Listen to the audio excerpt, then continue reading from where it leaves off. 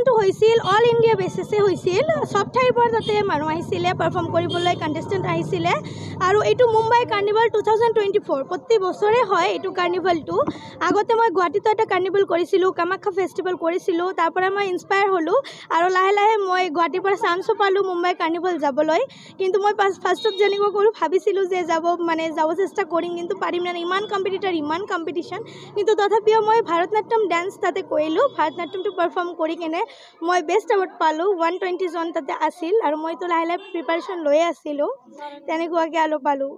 মই অসমৰ পৰা কৰিছিলোঁ অসমৰ মোটামুটি বহুতে আছিল আৰু সেই ঠাইৰো বহুত আছিল তেনেকুৱাতো গুণিব পৰা নাই মানে 120 জন বহুত আছিল অডিটৰিয়ামটো বহুত ডাঙৰ আছিল বহুত ষ্টেটৰ পৰা আহিছিল ৱেষ্ট বেংগলৰ পৰা গৈছিল কলিকতাৰ পৰা আৰু মুম্বাইৰো আছিল সেইফালে নাগপুৰ আৰু যিবোৰ আছে জেগা বহুত জেগাৰ পৰা আছিলে বিলাসপুৰ বহুত জেগাৰ পৰা গৈছিলে কিন্তু মই মানে বৰপেটাৰ পৰা পাবলৈ সক্ষম হৈছোঁ চ' এইটো ভাল লাগিছে মই ডুবাইতো চান্স পাইছোঁ এইটোৰ জৰিয়তে মানে যোনে যোনে মুম্বাই কাৰ্নিভেলত বেষ্ট এৱাৰ্ড পাবলৈ সক্ষম হৈছে তেওঁলোক আকৌ ডুবাই যাব পাৰিব আৰু নেক্সট জুলাইত হ'বলৈ গৈ আছে ডুবাই কাৰ্নিভেল ত' এতিয়া নাজানো কি হয় আপোনালোকৰ আশীৰ্বাদ কৰিব আপোনালোকৰ আশীৰ্বাদ থাকিলে নিশ্চয় চেষ্টা কৰিম যাবলৈ মুম্বাইত এইটো হৈছিল ভেৰা ফেক্টৰী নামৰ এখন অডিটৰিয়াম জেগাত আছিল এতিয়া নেক্সট পৰ্যায়ত মই ডুবাইলৈ চিলেক্ট হৈছোঁ এতিয়া চাওঁ কি হয় ডুবাইলৈ ইমান দূৰলৈ যাব লাগিব বিদেশত ডান্স হয় মিউজিক হয় ইনষ্ট্ৰুমেণ্ট হয় তাতে হয় ডান্স ইনষ্ট্ৰুমেণ্ট আৰু ছং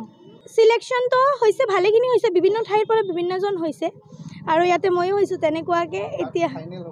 নহয় তাত ফাইনেল নহয় তাতে আকৌ হ'ব আমাৰ মাজত কম্পিটিশ্যন আমি আৰু ভাল ডান্স তাতে পাৰফৰ্ম কৰি ইণ্টাৰনেশ্যনেল হ'ব এইটো ইণ্টাৰনেশ্যনেলে আছিল কিন্তু সেইটো বিদেশত হ'ব আৰু মানে বিদেশতো হৈ থাকে যেনেকুৱা গোৱাতো হ'ব ডুবাইত হ'ব কিন্তু মই ডাইৰেক্ট চান্স পাইছোঁ মানে ডুবাইৰ কাৰণে বটাৰ লগতে এখনি চাৰ্টিফিকেট দিছে ডুবাই যোৱাৰ কাৰণে কাৰ্ড দিছে চবতকৈ বেছি মোৰ ইনস্পায়াৰ মোৰ মা কৰিছে অবভিয়াছলি মোৰ মাৰ কথা আজি নক'লে নহ'বই